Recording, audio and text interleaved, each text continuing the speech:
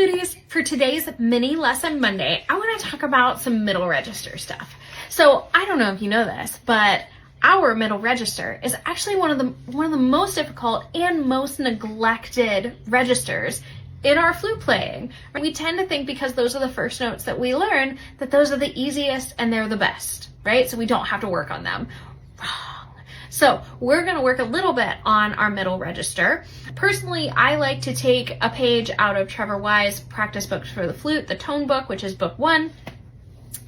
And I like to focus in the middle register on our G, F sharp, F, and E, okay? Because those are actually some of our worst notes when it comes to tone quality and matching quality. So, a couple of things I want you to think about when you are practicing these notes. First and foremost, I want you to think about your airstream angle, right? We should be pretty much going straight across, right? We think of this like 45-degree angle for our middle low register, right? But we want to be a little bit higher for that high middle register, right? Or that dead center middle register.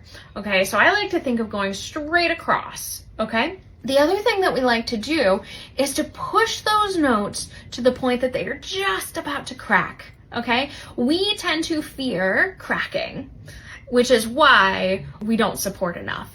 So don't fear cracking, right? Push that note to the point, even push it so far that it does crack, right?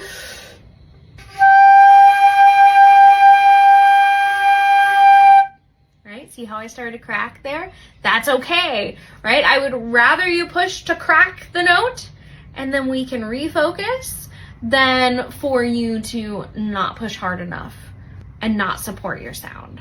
So give your middle register a try. Like I said, I like to use the Trevor Wise practice book for the flute, book 1, which is the tone book, and try supporting, try pushing that note further than you think it can go. If you like this kind of content, be sure to give me a follow for more mini lesson Mondays, and I'll see you later.